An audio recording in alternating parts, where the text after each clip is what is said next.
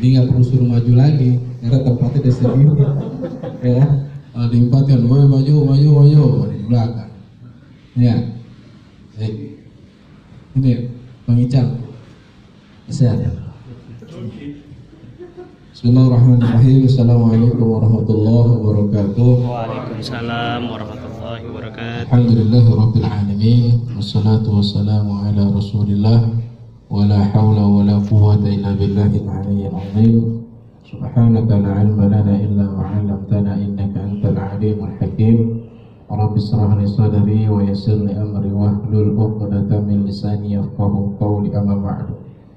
Alhamdulillah, bersyukur kita pada Allah Subhanahu wa taala di hari yang ke-16.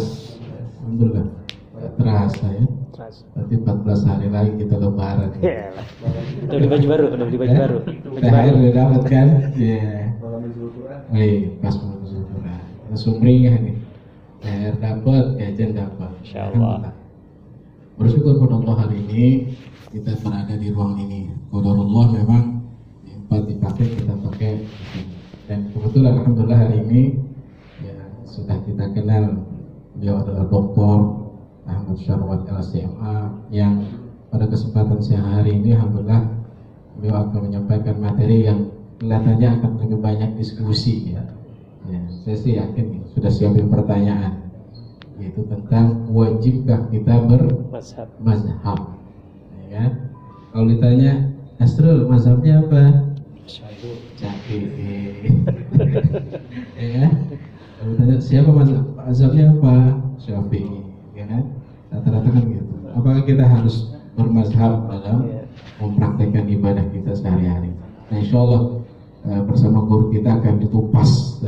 Dia mungkin nggak semuanya, nggak cukup waktunya. Insya Allah. Mari kita awali sama-sama dengan membaca kalimatul basmalah. Bismillahirrahmanirrahim. Baca salawat. Allahumma sholli ala sayyidina Muhammad wa ala ali sayyidina Muhammad. Pada Ustaz Fadl. Bismillahirrahmanirrahim. Assalamualaikum warahmatullahi wabarakatuh. Waalaikumsalam warahmatullahi wabarakatuh. Alhamdulillah alladzi bi ni'matihi tatimmus shalihat. Allahumma shalli wa sallim ala sayyidina Muhammad wa ala alihi wa sahbihi ajma'in. Amma ba'du, ikhwati fillah rahimakumullah. Kalau ditanya orang, ente mazhabnya apa? Jawabannya sih simpel banget. Ya dia tinggal di negara mana. Jadi mazhab itu sebenarnya adalah sebuah ekosistem. Jadi orang automatically dia akan bermazhab sesuai dengan lingkungan yang ada. Sebenarnya begitu. Apalagi kalau kita di Indonesia dan kebanyakan negeri-negeri Islam itu, mazhab yang eksis itu paling banter cuma satu. Jarang ada negeri yang punya 2, 3, 4 mazhab, itu jarang. Kecuali memang di negeri itu semua mazhab itu survive gitu. Tapi jarang banget. Paling-paling ada negeri yang kayak gitu tuh kayak Mesir gitu ya. Karena di sana kan ada Al-Azhar. Nah, Al-Azhar itu ya istilahnya muara dari semua mazhab. Jadi begini nih, saya kasih contoh ya. Anak saya kuliah di Al-Azhar gitu kan. Nah, begitu sampai di sana dia daftar di Fakultas Syariah. Karena dia orang Indonesia, otomatis dia langsung dimasukin di kelas madhab Syafi'i. Itu udah otomatis gitu.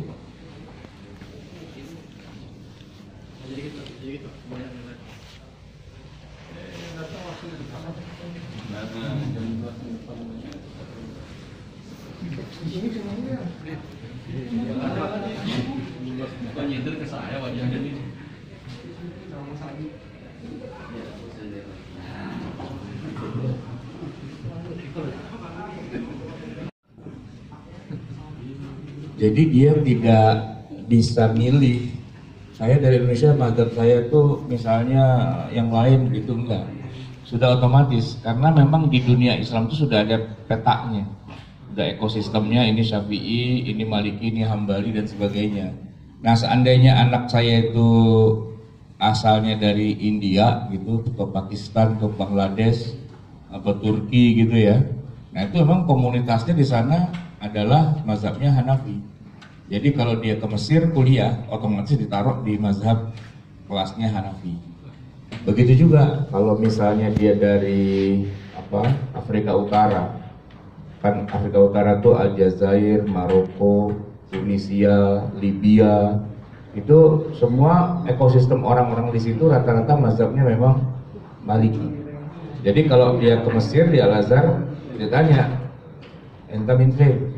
Dari mana? Indonesia. Maghrib gitu misalnya, dari Maroko gitu kan. Oh, sini kelas ini gitu. Jadi emang udah dari awal udah dikelompok-kelompokin. Kenapa? Karena memang mazhab fikih itu diajarkan sesuai dengan mazhabnya sendiri-sendiri. Ya, ibaratnya bukan nggak bisa dicampur-campur dari awal. Sama kayak gini, kita di Indonesia ini kan ada kenal banyak sepeda motor, sama-sama Jepang sih, tapi Honda, sama Yamaha, sama Kawasaki, sama ya memang pabriknya beda-beda. Walaupun secara umum semua adalah kendaraan bermotor, punya prinsip motor bakar dan sebagainya. Tapi ya biar bagaimanapun itu adalah pabrik yang berbeda. Nah, oleh karena itu ketika mahasiswa kita belajar, dia nggak boleh belajar yang campur-campur. Belajarnya satu aja dulu. Biar apa? Biar nanti kalau dia pulang ke negerinya jangan ngelawan arus gitu. Jangan ngelawan arus. Nah, yang agak susah itu adalah kayak di Saudi. Problemnya di Saudi adalah begini. Saudi itu nggak punya ulama yang lengkap dari 4 mazhab. Ulamanya cuma satu mazhab doang di sana, yaitu mazhab Hambali. Nah, orang kita kuliah di Saudi, mau nggak mau ikut pelajaran mazhab Hambali. Pulang ke Indonesia, ya nyungsang dia gitu, nggak nyambung. Iya, nggak nyambung. Artinya nggak nyambung tuh dalam arti banyak hal yang berbeda, ya kan dari awal. Dan ini yang jadi sumber masalah kan di situ sebenarnya. Nah, yang jadi pertanyaan, emang nggak bisa digabung-gabungin gitu aja? Ya jawabannya nggak bisa. Kenapa? Karena balik lagi, ibaratnya kita beli motor tuh ya Honda gitu. Nggak bisa, saya mau beli motor custom, Honda juga, Yamaha juga, Vespa juga gitu. Nggak bisa. Ya masing-masing udah jalan begitu dan nggak ada yang salah. Dan nggak perlu orang yang naik Vespa kalau ketemu Honda, gebukin yang Honda gitu kan, nggak perlu juga gitu. Atau disalah-salahin, atau wah salah nih Vespa nih, kenapa dia mesinnya di samping misalnya begitu kan. Nggak juga, ya masing-masing dengan segala keunikan, kehebatan. Bahkan boleh-boleh saja seseorang punya koleksi Honda juga, punya Yamaha juga, punya Vespa juga dan sebagainya. Tapi bukan berarti itu motor ada 4 biji pak, diberantakin, dipretelin, terus dikanibal. Nggak bisa gitu. Ya kalau Honda ya Honda gitu. Emang udah setelannya dari sono begitu, udah bawaan pabrik. Nah kalau kita otak-atik berarti minimal garansi hilang kan gitu. Garansi hilang dan sebagainya. Nah, sebenarnya bukan hanya dalam masalah fikih saja. Kalau kita bilang mazhab kan itu fikih ya. Fikih itu kan masalah kayak sholat, puasa, zakat, haji gitu-gitu. Sebenarnya dalam dunia yang lain, katakanlah dalam hal misalnya baca Quran. Baca Quran itu juga ada mazhab-mazhabnya, cuman kita nggak tahu aja. Mungkin Bapak pernah dengar ada qori baca wadduha wal laili idza saja ma wadda'aka rabbuka wa ma qala. Itu bukan karena dia orang Betawi Pak, jadi kayak gitu. Nah, Betawi. Karena memang bacaannya dari awal emang beda. Beda ya. Gitu, emang beda. Nah, saya mau kasih contoh begini Pak. Kalau yang di surat Al-Fatihah, kan selama ini kita tahunya ihdinas siratal mustaqim pakai shad kan. Iya. Nah, ternyata tuh ada 2 lagi mazhab yang lain. Yang satu pakai sin. Ihdinas siratal mustaqim. Satu lagi pakai antara za gitu ya dengan zai. Ihdinas siratal mustaqim. Terusannya lagi siratal ladzina an'amta 'alaihim ghairil maghdubi 'alaihim waladdallin gitu. Nah, itu memang ada ilmunya, masing-masing itu ada qiraah gitu ya, ada imam-imamnya. Kalau mazhab fikih ada 4, kalau qiraah itu malah ada 7. Istilahnya qiraah sab'ah. Ada 7 kan? Boleh nggak kita campur-campur? Nggak boleh.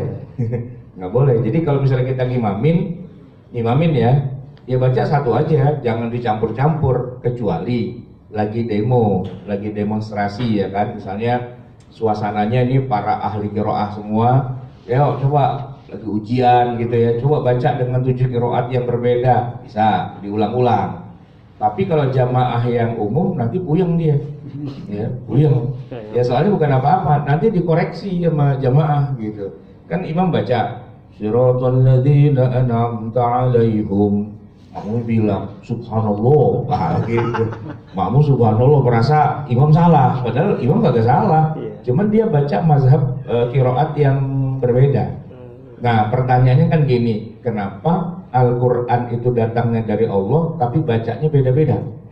Nah jawabannya gampang banget Pak. Jadi begini, memang sejak waktu di zaman Nabi, Jibril itu ketika menurunkan satu ayat, beberapa ayat itu diturunkan nggak cuma sekali, 2 kali, 3 kali, 4 kali dan sebagainya. Surat Al-Fatihah itu Pak, di Mekah turun 2 kali, di Madinah turun 2 kali. Jadi kalau dibilang Fatihah itu Makkiyah apa Madaniyah, dua-duanya. Dan ketika turun sampai 4 kali tadi itu, kalau yang di awal Pak bacanya begini, Ar-Rahmanir Rahim, Maliki Yaumiddin, itu bacaan kita. Ya, di sebelah sana tuh maknya itu pendek Pak. Ar-Rahmanir Rahim, Maliki Yaumiddin. Ada yang nanya, beda arti nggak? Beda. Kalau Malik itu kan isim fa'il yang memiliki. Tapi kalau Malik artinya raja. Beda itu antara raja dengan yang memiliki. Nah, ada bacaan yang ketiga, Ar-Rahmanir Rahim, Maliki Yaumiddin. Lain lagi itu Pak. Tiga-tiganya itu turun dari Allah lewat Jibril kepada Nabi Muhammad, disampaikan kepada para sahabat. Wajar Pak kalau di zaman Nabi juga, di zaman para sahabat juga nggak tahu semua. Salah satu yang menarik adalah dialog yang terjadi antara Umar bin Khattab radhiyallahu an ya dengan salah seorang sahabat ya yang ternyata nih dua-duanya muridnya Rasulullah, tapi belajar ngaji bacaan Qur'annya yang satu pakai riwayat itu, yang satu pakai riwayat ini. Jadi ada seorang sahabat jadi imam, ya. Dia tuh baca surat Al-Furqan. Surat Al-Furqan ini Umar udah tahu bacaannya kayak gitu. Ternyata yang dia dengar dari sahabat yang satu ini kok beda dengan yang selama ini dia baca. Maka Umar berpikir ini orang pasti munafik nih. Iya. Kenapa? Karena Quran dipleset-plesetin, karena itu kan kerjaan Yahudi. Yahudi itu kalau baca Taurat sama dia tuh diputar-putar lidahnya. Ya, wa inna fariqam min ahlil kitab yaluna alsinatahum. Mereka tuh memutar-mutar lidahnya. Nah, ini ada Quran diputar-putar, kata Umar, sini gua gorok gitu. Udah mau digorok aja sama Umar gitu kan. Tapi kata Umar, tapi saya pengen gorok ente di depan Nabi, biar Nabi juga tahu ini ada orang mempermainkan Al-Quran. Sampai di depan Nabi bilang, kenapa itu orang digituin Umar? Mau saya gorok nih di depan Nabi gitu kan, biar jadi saksi. Ini orang zindik, ini orang munafik mau ngancurin Quran gitu. Nah Nabi kenal orang itu karena salah satu sahabat juga, Hisham bin Hakim namanya. Dia bilang, Umar lepas jangan digituin. Dia salah apa? Dia merusak Al-Quran, kata Umar. Emang kenapa? Dia tadi imamin sholat, tapi ayatnya dirusak-rusaknya, dikacau-kacuin. Itu kata Nabi, ente tadi baca apa waktu lagi ngimamin kepada sahabat ini? Nah dia bilang, saya baca seperti yang biasanya saya baca setiap hari, yang saya pelajari dari Anda ya Rasulullah. Coba ulangin kan? Dibaca. Begitu dia baca, kata Umar, tuh lihat tuh bacaannya tuh hancur. Emang sengaja tuh dia. Masih aja gitu di depan Nabi loh, ini berani-beraninya loh Quran dipleset-plesetin kayak gitu. Tapi apa kata Nabi? Ya Umar, hakadza unzilat. Seperti itulah Al-Quran diturunkan, seperti yang dia baca. Waktu Jibril menurunkan pada saya, ya persis kayak gitu. Kan gitu kan Umar yang kaget. Berarti yang benar dia ya Rasul. Saya salah dong. Kata Nabi, Iqra' anta ya Umar. Coba ente baca. Umar baca versi yang dia tahu dari Nabi. Dan apa kata Nabi? Wa hakadha unzilat. Dan seperti itu juga turunnya. Nah, di situ Umar jadi bingung. Ini ayat sama, surat sama, bacaan beda, bagaimana urusannya? Nah, disitulah Nabi kemudian mengungkapkan sebuah hadis. Jarang-jarang nih kita belajar kayak gini. Innallaha anzalal Qur'ana ala sab'ati ahruf. Allah menurunkan Al-Quran dengan 7 bacaan yang berbeda-beda. Nah, begitu. Dan itu semua dari Allah juga, ya kan? Sehingga kita nih Pak, zaman sekarang kalau kita ketemu saudara kita orang Afrika Utara, nah itu kalau dia baca Quran aneh di telinga kita. Bahkan mushafnya pun beda juga. Mushafnya beda juga. Pak, Bapak sering dengar gak ayat yang saya baca berikut ini? Ya ayyuhalladzina amanu in ja'akum fasiqun binaba'in. Tulisannya apa? In ja'akum fasiqun binaba'in fatabayyanu, kan gitu harusnya kan? Dia bacanya enggak gitu, Pak. In ja'akum fasiqun binaba'in fatathabbatu. Bukan fatabayyanu, fatathabbatu. Di mushafnya begitu tertulisnya. Ternyata Jibril menurunkan satu ayat dengan 2 bacaan yang berbeda. Nah, kan kita puyeng gitu kan. Gitu ya. Nah, yang tahu kayak gitu kalau belajar di Fakultas Ilmu Al-Quran, kita belajar qiraah sab'ah. Tapi sebaiknya jangan dibaca di depan jamaah yang kagak ngerti. Ntar diteriakin subhanallah. Atau masih untung kalau nggak ditimpukin sama jamaah. Woi, gitu kan kayak Umar mau main gorok-gorok aja tuh orang. Padahal itu berbeda. Nah, fikih itu gitu juga. Ya, jadi para ulama ketika mereka berijtihad, ya ijtihadnya luar biasa, cakep banget gitu kan. Tapi memang terbuka peluang ketika berijtihad itu jadi berbeda. Sangat terbuka peluang dan itu diizinkan di hadapan Rasulullah SAW sendiri. Contohnya nih Pak, waktu lagi perang Khandaq itu kan perang berhari-hari ya. Nah, Madinah dikepung oleh 10.000 pasukan sampai akhirnya Allah turunkan bantuan. Apa itu? Badai gurun pasir. Angin pun menerbangkan tenda-tenda orang kafir, 10.000 bubar. Nah, udah bubar nih, Nabi pulang.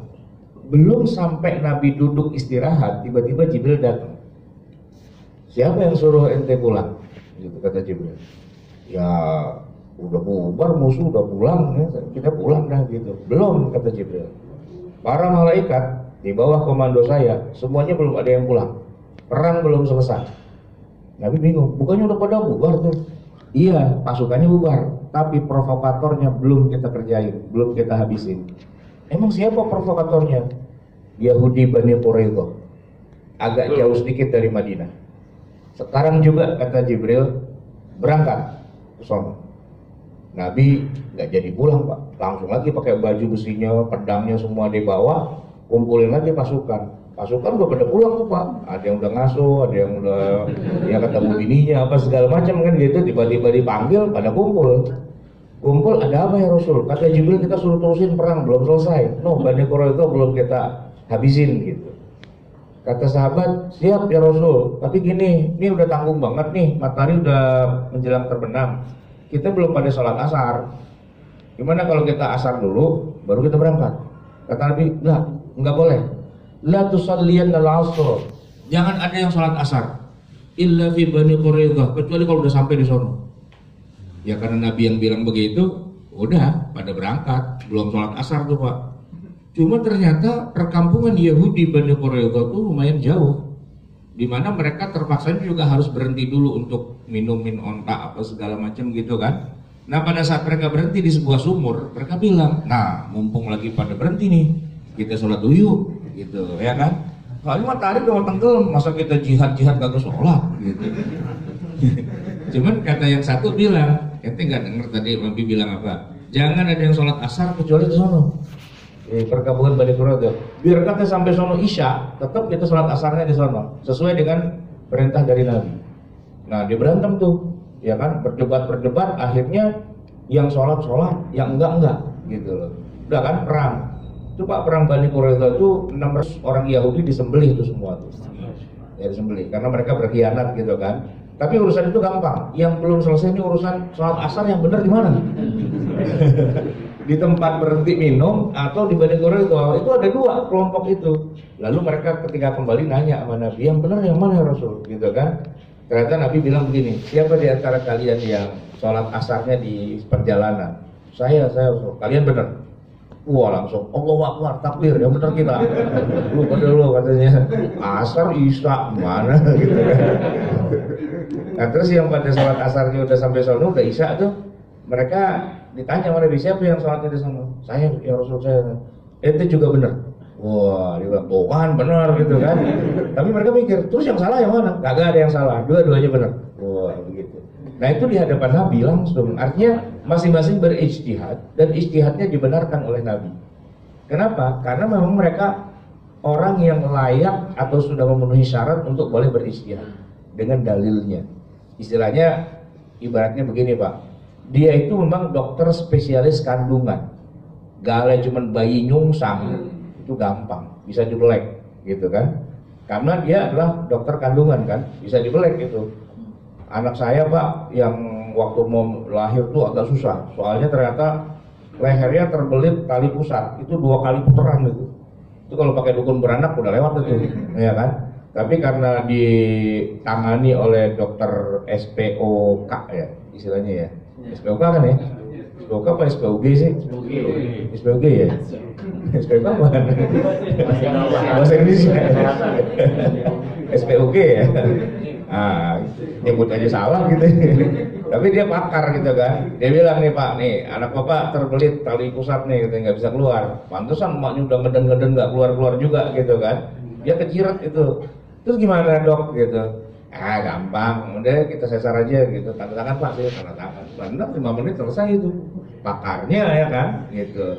Nah kira-kira boleh nggak membedah sesar dokter juga, tapi dokter anak boleh nggak?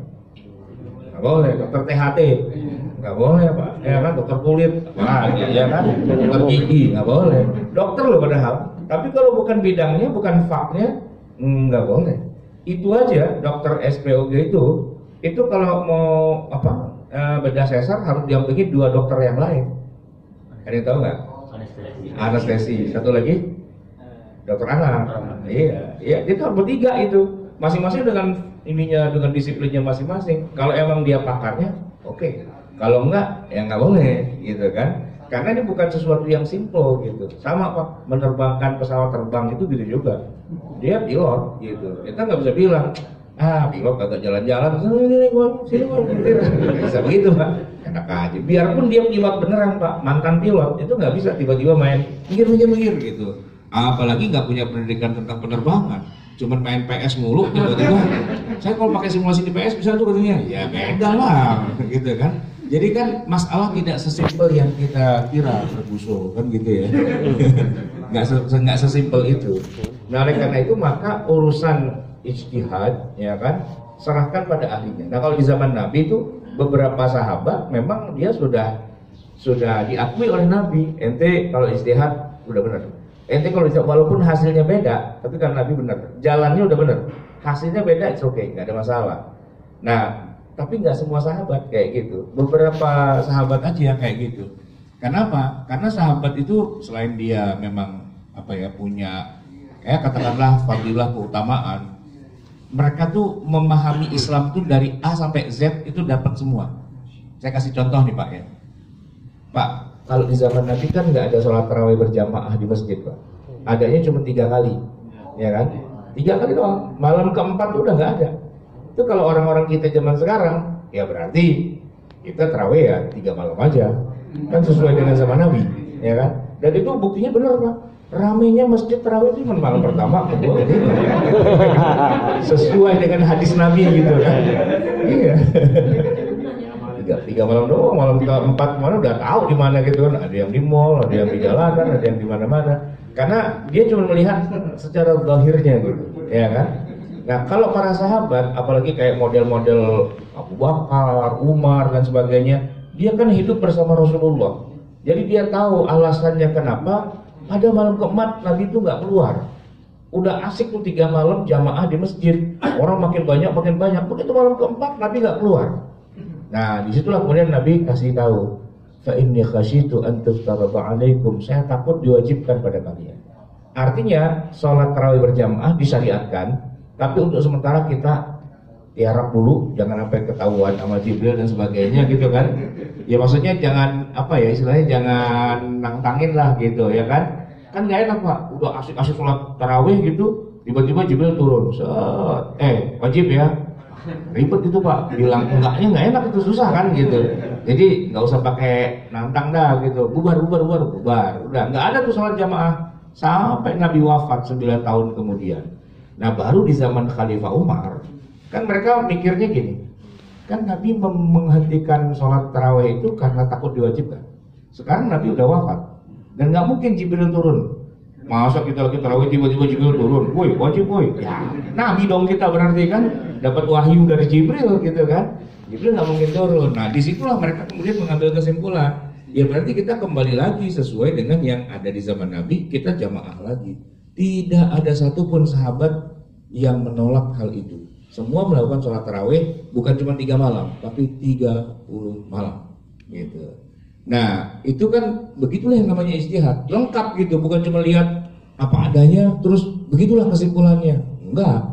Jadi harus dilihat kenapanya, bagaimana pada saat itu dan sebagainya, itu panjang. Makanya syarat seorang mujtahid itu harus bukan hafal Quran dan bukan sekedar hafal hadis, tapi juga harus tahu apa yang dimaksud dari setiap perkataan Nabi. Enggak semua Nabi ngomong A berarti A, belum tentu. Ini saya kasih contoh Pak. Ada orang bilang sholat berjamaah di masjid itu wajib. Laki-laki muslim ya, rumahnya dekat masjid, ada azan dia kagak datang, masuk neraka gitu. Ada yang berpendapat seperti itu. Dasarnya apa? Dasarnya Nabi pernah mau bakar rumah orang yang nggak ke masjid, dan hadisnya sahih Pak. Kalau ada orang nggak ke masjid, kata Nabi, saya pengen bakar rumahnya gitu. Dan itu hadisnya sahih. Saya punya keinginan yang kuat untuk membakar rumah orang yang tidak jamaah di masjid. Saya mau keliling kota Madinah, gitu. Nah kesimpulannya adalah sholat berjamaah bagi laki-laki yang rumahnya dekat masjid itu wajib. Kalau enggak, rumahnya dibakar.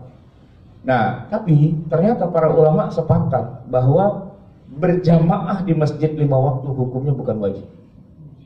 Ya, kalau dalam madhab Syafi'i judulnya adalah dia wajib fardu, tapi fardunya fardu kifayah.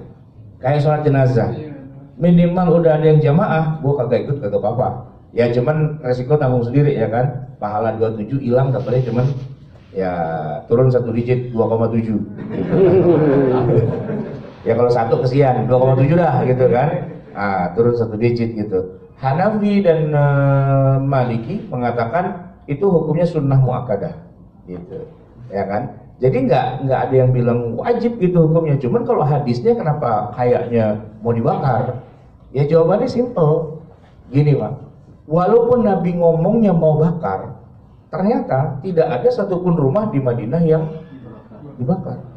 Yang nggak sholat ada nggak? Banyak. Orang-orang munafikin tuh pada kagak sholat. Cuman begitulah bahasa Arab. Kalau ngomong tuh, kalau cara kita orang Betawi Pak, rada ngambul gitu ngomongnya. Rada ngambul, ya kan? Wah bakar lo, gitu istilahnya gitu kan. Tapi nggak dibakar beneran, gitu. Enggak, cuman gitu doang. Sama ketika Nabi melarang orang lagi sholat nih Pak, lewat di depannya. Kan Nabi bilang apa?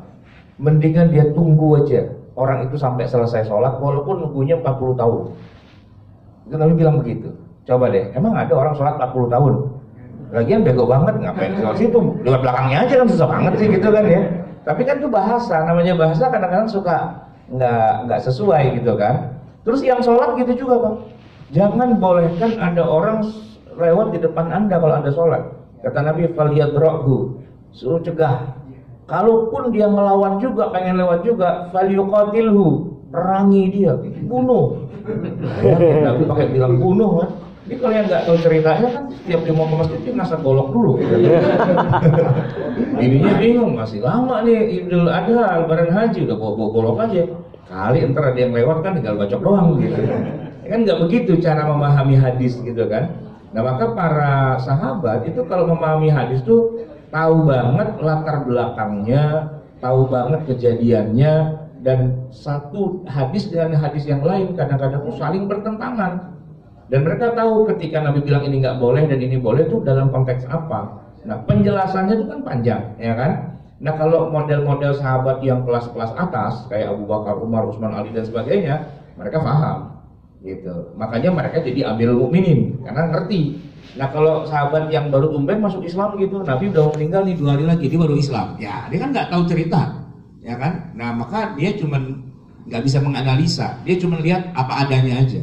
Model-model kayak Abu Hurairah gitu Pak ya, itu masuk Islamnya udah tinggal Nabi bentar lagi meninggal. Maka hadis yang beliau riwayatkan kebanyakan hadis yang cuma fotografi doang, cekrek, nggak ada analisa. Nabi pakai baju putih, Nabi pakai begini, Nabi begini, udah gitu doang. Analisanya gimana? Nggak ada. Nabi kalau buang hajat itu pakai batu, gitu. Benar nggak? Kalau cebok tuh Pak, pakai batu. Itu Nabi setiap hari begitu Pak. Dan semua sahabat kayak gitu. Pertanyaannya, hukumnya gimana? Buat kita, apakah kita juga harus pakai batu? Ya enggak kan? Tisu. Enggak.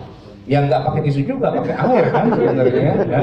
Cuman kita harus tahu bahwa di zaman Nabi, kenapa dia pakai batu? Ya karena adanya Batu. Soalnya gini Pak, di zaman Nabi, mohon maaf nih ya, sekedar klarifikasi aja, belum ada yang namanya WC di dalam rumah. Belum ada. Kebayang dong Pak, WC di dalam rumah, kalau mohon maaf kalau dia buang hajat di situ, apa nggak bau? Kan belum ada apa itu jamban gitu kan? Jamban. Saya tuh Pak tinggal di Kuningan nih Pak, udah lama dari tahun 70-an, ya kan? Orang Betawi Pak belum punya WC juga dalam arti septic tank, nggak punya. Dia cuma paling punya comberan Pak. Ini rumah, sampingnya comberan. Kalau dia di situ digerus juga ya surut, nah ke comberan gitu. Kecomberan Pak. Ntar kalau lagi musim banjir, comberan naik rumah gitu. Mantap banget gitu ya kan. Ngambang. Setelah kesini mulai teredukasi, oh bikin septic tank gitu kan, jaraknya harus sekian meter dan sebagainya. Terus ada flush gitu kan, dan ada jambannya pakai leher angsa gitu. Kalau zaman dulu kan enggak, zaman begitu kita nongkrong, nah di bawah tuh udah dia semua gitu kan. Makanya baunya kemana-mana dan sebagainya. Nah di zaman Nabi nggak ada jamban Pak, nggak ada jamban, karena kalau dia begitu di rumah bau semua. Maka di zaman Nabi orang itu kalau yang namanya buang hajat ya, itu keluar dari kota Madinah, keluar dari pemukiman di gurun pasir. Dan itu biasanya mereka lakukan bukan siang Pak, malam. Siang malu sama onta. Nah kalau di gurun pasir kan nggak ada ember, sprayer apa nggak ada, adanya apa ya batu, pakai batu gitu. Itu masuk ke hadis sahih gitu. Nah kalau orang yang nggak ngerti kan, berarti harusnya kita sebagai Muslim harus menjadikan Nabi sebagai panutan. Apa mesti kita pakai batu juga? Ya nggak ada kan, nggak harus juga. Beberapa teman saya yang dikit-dikit sunnah, begitu bab itu saya tanya, itu pakai batu pakai air? Pakai air sih, berarti kan nggak sunnah juga. Belagu banget, ini sunnah, giliran cebok kayak air dia pakai batu. Jadi dong sekali-sekali pakai batu, sekali-sekali lah seumur hidup Anda melakukan sunnah gitu kan? Ya nggak mau gitu Pak. Ada sih yang nekat gitu dijajalin, cuman kan nyari batunya di mana lah gitu ya. Ada tuh Pak yang cobain dia pakai sarung, lah gitu dia buang di mana gitu kan. Nah begitu udah cebok tuh, batunya taruh di mana nih batu?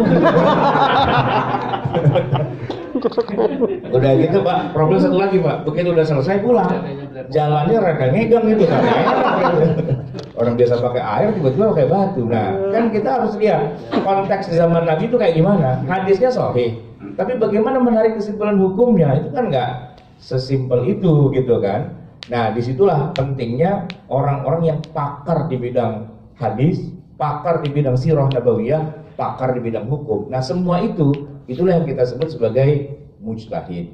Ibarat kata tadi dokter spesialis kandungan, ya nggak bisa Pak. Udah sini saya udah baca banyak majalah tentang kedokteran. Mana bini lu hamil sini gue belek itu nggak bisa Pak. Gitu. Jangankan yang cuma baca-baca doang Pak. Yang dokter sedokter-dokternya, tapi beda fakultasnya, beda spesialisasinya, nggak boleh juga. Ya kan, masuk penjara Pak dokter kalau bukan bidangnya kok ngebelek wanita hamil. Saya kapan waktu anak saya tuh masih kecil, waktu itu dia main apa tahu ya, tangannya melendung Pak. gitu, bengkak gitu kan, belendung gitu. Saya bawa ke dokter anak, langganan biasa gitu kan, spesialis anak dia, nggak berani dia. Pak, anak bapak emang anak-anak, saya juga dokter anak, tapi penyakitnya bukan penyakit anak nih Pak, ini penyakit kulit. Iya, kan tangannya melendung gitu kan. Kalau saya kempesin saya bisa, cuman ntar ini apa nih sebenarnya? Jadi dia bikin rekomendasi ke dokter kulit, gitu. Nah begitu tanya dokter kulit, dia udah tahu langsung. Oh, ya udah gini, langsung kempes dan sebagainya, gitu Pak. Kan pakarnya harus sesuai dengan bidangnya. Sama Pak, montir mobil juga begitu kan. Kalau dia udah pakar banget di bidang mobil itu, nyalain mesinnya. Oh nih, nih karburator, nah, gitu. Zaman dulu kan karburator Pak ya. Kalau sekarang pakai CDI apa, jadi udah tahu dia sebenarnya apa tuh yang salah. Nah, pakar dalam ilmu hukum Islam itu disebut dengan istilah mujtahid, ya kan? Siapa orang paling pakar ya tentu Rasulullah. Setelah Rasulullah nggak ada ya tentu Abu Bakar, Umar, Utsman, Ali, gitu kan? Setelah itu siapa? Ya murid-muridnya langsung.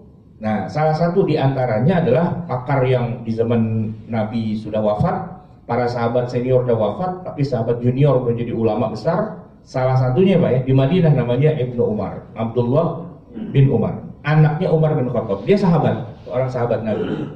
Nah, ketika Abdullah bin Umar ini mengajar ya kepada muridnya kan banyak. Ada salah satu muridnya bernama Nafi'. Nafi' ini kemanapun sang guru Ibnu Umar itu ngajar, dia ngikut karena dia adalah asisten pribadi dan juga memang murid kesayangan. Sampai begitu Abdullah bin Umar wafat, Nafi' naik nih, jadi ulama besar di Madinah.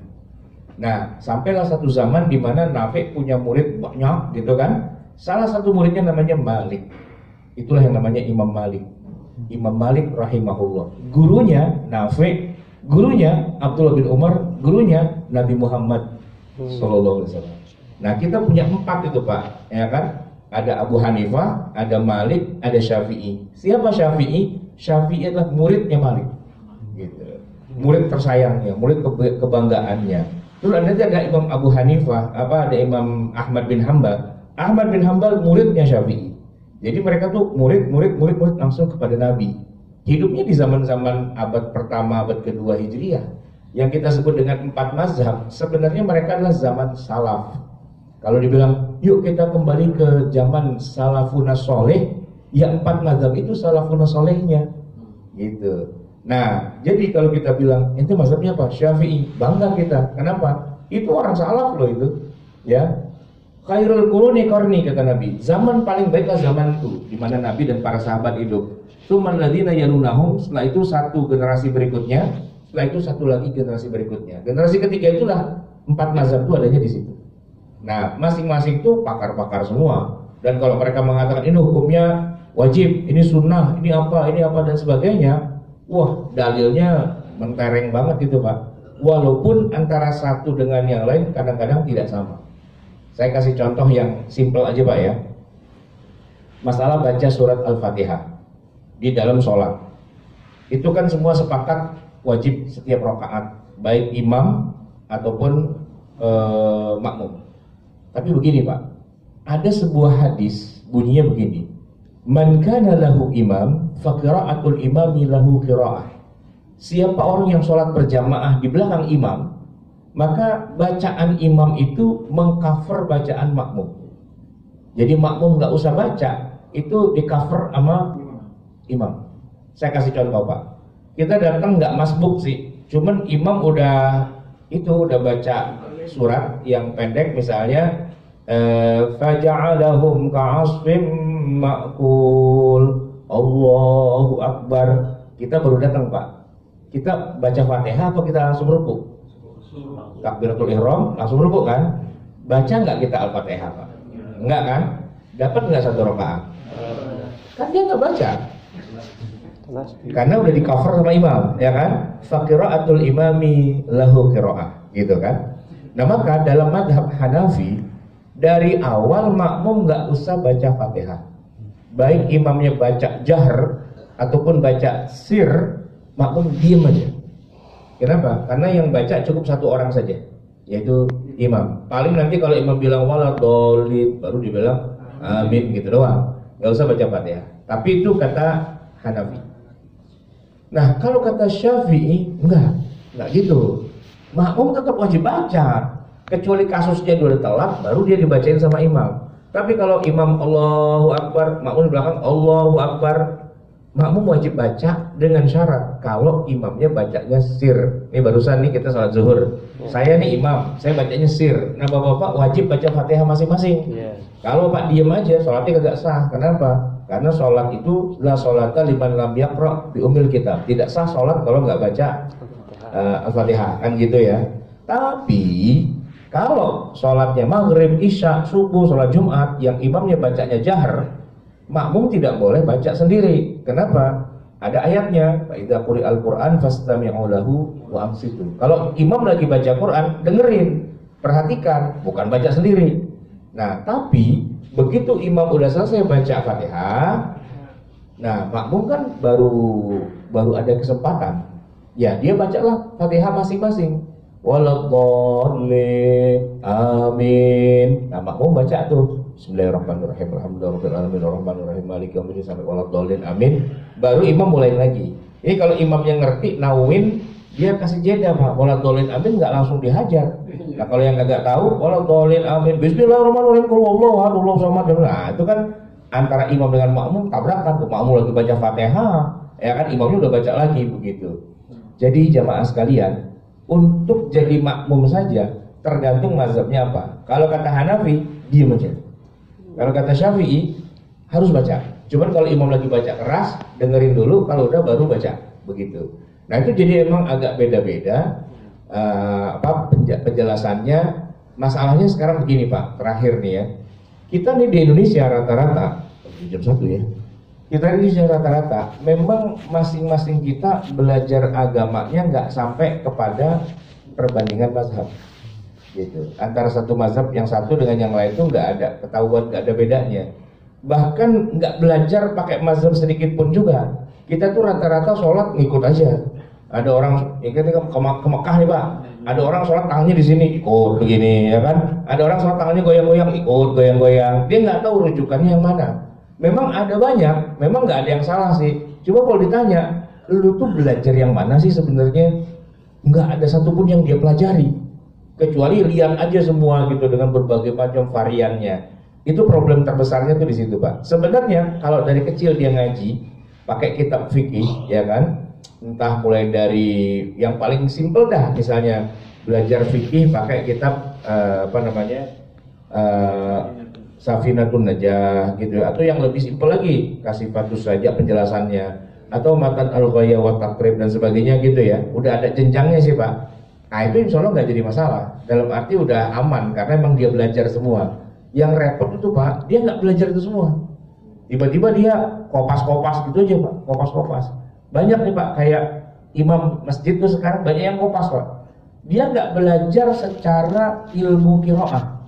Jadi saya kadang-kadang suka lucu.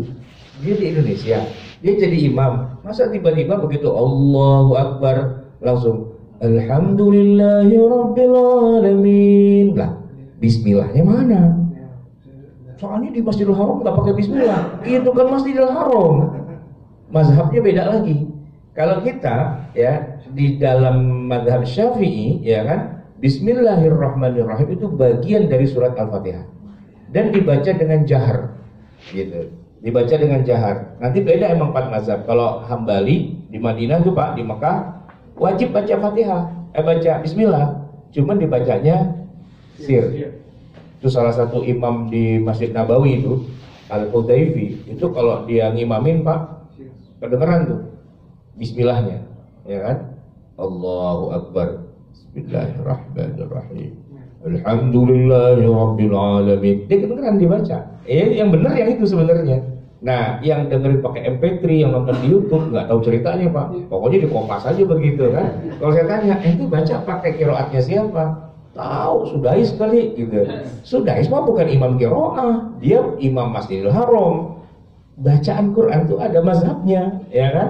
Pakai bacaannya siapa? Nah, dia nggak bisa jawab. Ketahuan memang dia nggak belajar. Cuman suaranya enak, gitu doang Pak, ya kan? Nah kalau orang belajar baca Quran, kalau saya tanya, ente bisa nahawan nggak? Bisa bayati nggak? bisa jiharkah, ras dan sebagainya. Apalagi itu katanya. Ya itu gaya apa istilahnya? Nada-nada khas, langgam khas gitu kan. Nah, emang ada. Cuman kalau yang nggak tahu kan dia cuman yang penting baca aja, asik ya, melek sendiri, ya kan. Belum tentu benar gitu ya. Baik jemaah sekalian, karena waktu kita mungkin terbatas, tadi saya dibatasin sampai jam 1 seperempat ya. Ya belum ada tanya jawab, jadi saya kembalikan lagi pada pimpinan acara. Mungkin ada yang ingin ditanyakan, silakan. Ayo langsung. Ada yang mau nanya langsung? Ya silakan. Assalamualaikum warahmatullahi wabarakatuh. Salam. Saya mau nanya, kalau mazhab itu apakah dia harus mengikuti perkembangan zaman dalam mengambil ijtihad suatu hukum? Misalkan kayak kalau di zaman dulu kan belum ada teknologi kayak hukum riba, terus sekarang ada namanya Bitcoin, ada namanya apa? Nah itu apakah dia harus mengikuti perkembangan zaman atau hanya sesuai dengan wilayah saja? Baik, itu pertanyaan bagus banget. Jadi gini Pak ya, para mujtahid yang dari awal tadi dari 4 imam mazhab yang di awal-awal abad pertama Hijriah, itu kan memang selalu turun temurun tuh ya. Dalam arti mujtahid melahirkan mujtahid lagi terus gitu kan. Tapi memang ini unik nih fenomenanya. Masuk abad 12 dan 13 Hijriah, mujtahid punah. Jadi begitu ada perkembangan zaman, udah nggak ada lagi yang melakukan penelitian. Jadi yang kita baca nih Pak, tadi kan antum bilang baca kitab fikih apa tadi judulnya? Safinatun Najah. Tahu nggak itu ditulis tahun berapa? Udah 7 abad yang lalu. Nah, kitab fikih yang hari ini nggak ada. Mujtahid punah, saya bilang gitu. Ya kan? Nah, sebenarnya itu adalah kemunduran umat Islam. Ya kan? Karena yang kontemporer hari ini itu nggak ada mujtahidnya. Maka orang pada ijtihad masing-masing gitu. Ijtihad masing-masing, dan hasil ijtihad masing-masing yang ada zaman sekarang tidak bisa dikatakan adalah mazhab Syafi'i atau mazhab Maliki atau mazhab enggak. Itu udah bukan mazhab lagi. Kenapa? Karena para ulama mazhab itu sudah punah, ya kan? Berhenti di abad ke-13 Hijriah. Kesininya itu sudah bukan representasi dari mazhab fikih yang 4 itu. Jadi udah end game itu sebenarnya. Jadi kalau ada masalah-masalah kekinian, ya kan, masalah kekinian. Contoh tadi ya, Bitcoin. Menurut mazhab Syafi'i gimana Bitcoin? Jawabannya nggak ada. Karena pada zaman para ulama mazhab Syafi'i itu hidup, Bitcoin belum ada. Gitu. Terus gimana? Ya, kalau udah masalah kekinian, kita udah nggak pakai mazhab lagi. Karena tidak ada rujukannya. Para ulama mazhab berhenti di abad ke-13 Hijriah. Kan sekarang kita abad berapa nih? 1445 ya kan Hijriah, masuk abad 15 kita. Nah, 200 tahun yang lalu para ulama mazhab itu udah berhenti. Nah, maka masalah-masalah yang timbul di 200 tahun terakhir itu sudah tidak ada lagi rujukan kepada mazhab fikih yang 4. Nah, itu masuknya dalam kategori fikih kontemporer. Apakah kita harus bermazhab di kontemporer? Ya gimana, mau bermazhab apa? Kagak ada rujukannya. Nah, jadi masing-masing jalan sendiri-sendiri aja, gitu, udah nggak pakai mazhab lagi. Maka kalau dibilang, apakah kita harus selalu bermazhab? Kalau masalah yang memang sudah ada di zaman sepanjang 13 abad, oke. Tapi kalau yang memang para ulama mazhabnya udah habis dan masalahnya kekinian, nggak ada mazhab lagi, gitu. Tapi begini, jadi centang perenang itu akhirnya berantakan. Contohnya zakat profesi muncul di zaman sekarang. Itu zakat profesi, mazhabnya yang mana? Kagak ada mazhabnya, itu ngarang sendiri.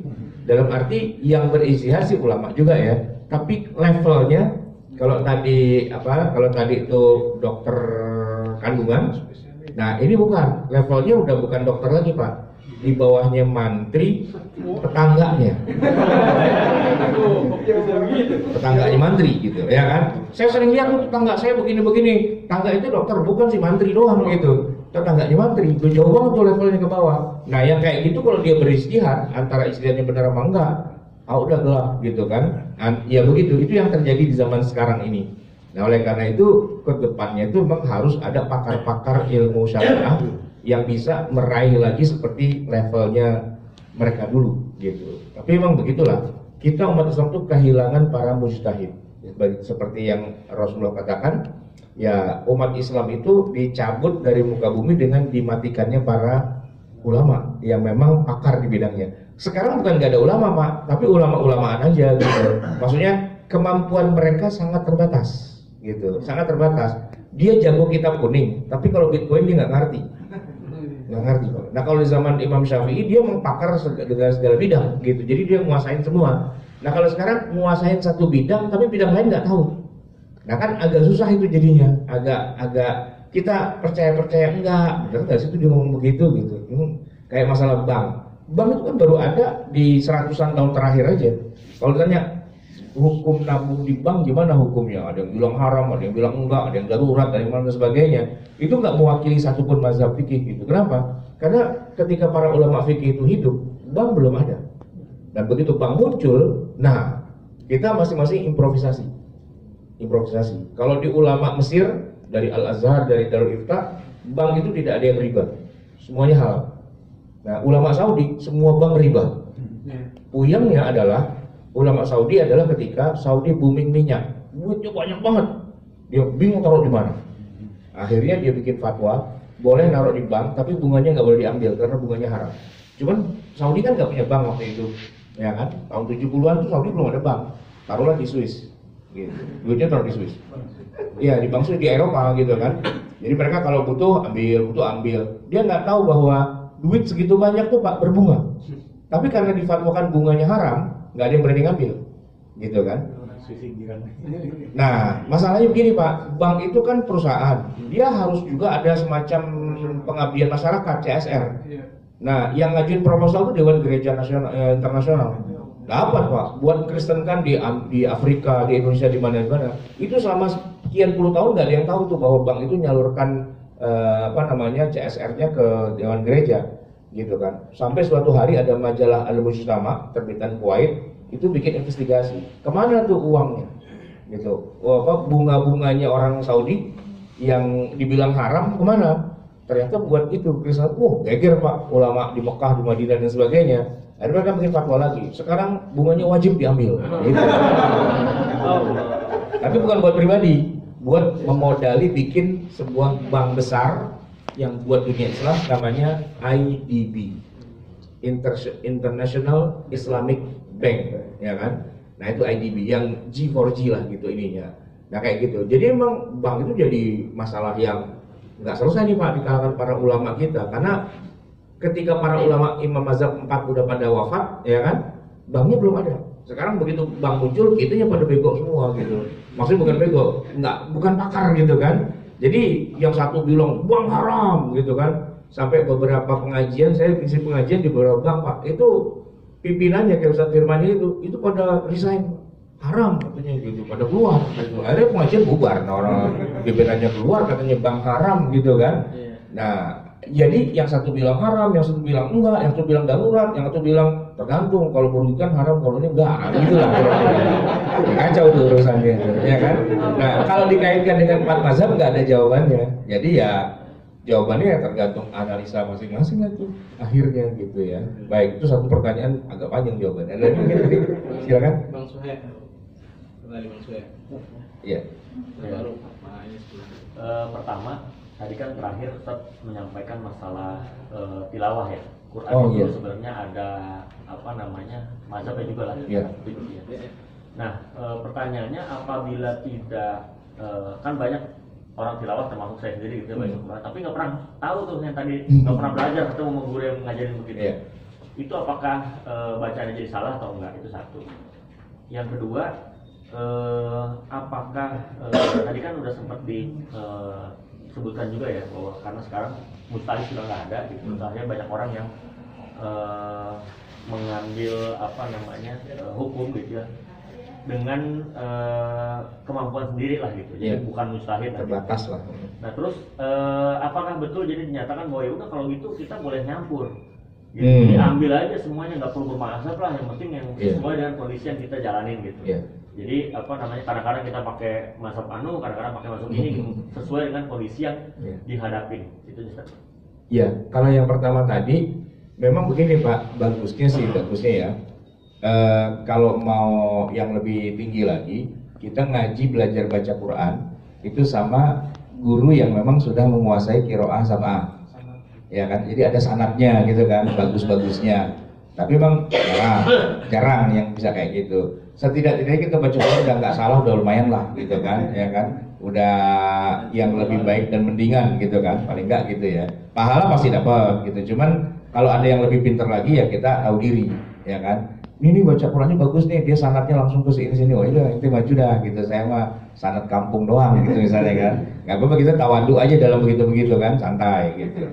Malah di tempat saya ada juga tuh, kalau imam beraninya cuma zuhur sama asar doang. Kalau maghrib bisa dia nggak mau, ente aja lah katanya gitu. Ente yang punya sanad gitu katanya. Nah, tapi pertanyaan kedua tuh bagus Pak. Benar, jadi gini, di masalah-masalah yang memang udah tidak ada kajian fikih 4 mazhabnya, ya kita mau ngapain, mau merujuk mana, emang nggak ada rujukannya. Ya jadi emang cepol-cepol akhirnya. Jadi seruluk sana seruluk sini gitu. Cuman begini Pak, kalau masalah itu masih ada kajian di masing-masing mazhabnya, masih ada, ya kita nggak tetap pakai gitu. Jadi kurun 13 abad itu boleh dibilang 90% lah masalah-masalah keislaman itu udah selesai di 4 mazhab masing-masing, ya kan? Jadi kalau ditanya apa masih perlu kita belajar mazhab, masih, karena 90% masalah agama itu di situ.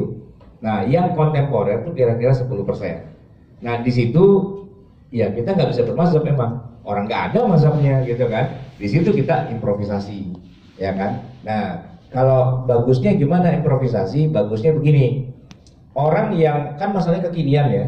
Jadi kayak misalnya dalam hal kedokteran, bagusnya yang berfatwa itu juga dokter, karena dia tahu masalahnya.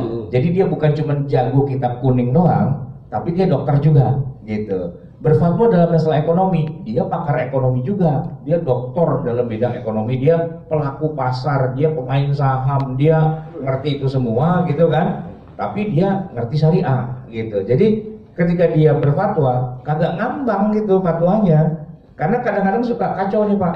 Saya masih ingat dulu waktu masih awal-awal ya, kan saya punya tim dakwah gitu ya, teman-teman saya juga ustadz, tapi nggak belajar fisika, nggak belajar kimia gitu, orang dari pesantren.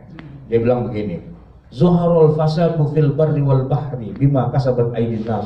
Telah terjadi kerusakan di muka bumi dan di lautan karena tangan-tangan jahil manusia. Sekarang ini ya, kita hidup dalam suasana yang sudah ada kerusakan di mana-mana. Salah satunya adalah efek rumah kaca. Gara-gara banyak gedung yang pakai kaca. Gitu dia bilang. Ini gedung-gedung di Jakarta ini kaca-kaca semua nih, ini bikin panas nih katanya gitu Pak. Jadi merusak bumi katanya gitu. Dia nyebut kata istilah efek rumah kaca. Nah dia bilang karena gedung-gedung itu banyak kacanya, jadi panas gitu. Padahal kan dalam hati saya, ya lu gak tahu istilah efek rumah kaca. Efek rumah kaca itu bukan gedung banyak kacanya, bukan. Tuh di Taman Menteng Pak, ya kan ada tanaman yang pakai rumah kaca. Nah dia kena sinar matahari, kehangatannya nggak kemana-mana di situ aja karena dia ditahan sama kaca itu. Itu istilahnya efek rumah kaca. Malah dia bilang gara-gara gedung-gedung di Jakarta banyak kacanya, maka kalau bikin rumah jangan pakai kaca. Nah gitu kan. Ini kan nggak nyambung gitu kan, Ustadz. Tapi nggak tahu gitu hal-hal yang sesimpel itu. Problematikanya kita di situ memisahkan antara ilmu agama dengan ilmu sains gitu.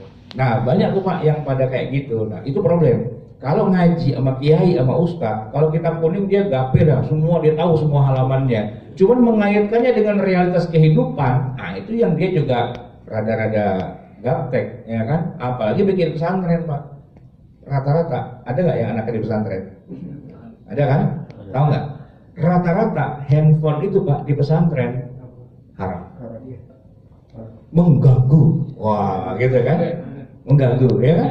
Nah, kalau saya Pak, seandainya saya bikin pesantren, justru nggak boleh pakai kitab, semua harus pakai handphone. Iya, semua kitab ada di handphone. Iya kan? Semua aplikasi ada di handphone. Untuk belajar agama semua ada aplikasinya. Gitu. Jadi handphone bisa untuk merusak, iya, kalau nggak tahu cara makainya, ya kan? Tapi handphone adalah alat untuk belajar ilmu agama.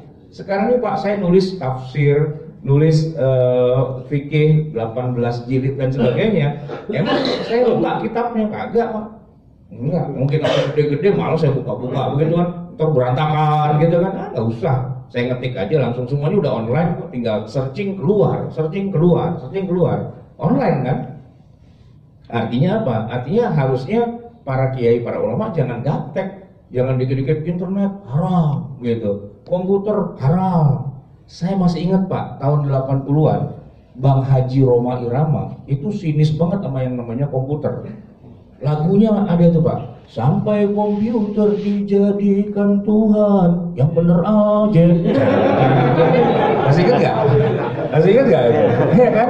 Dia sinis banget sama komputer, karena dalam pikiran dia komputer tuh punya Yahudi, orang Barat, merusak, dan umat Islam itu akan dirusak dengan adanya komputer.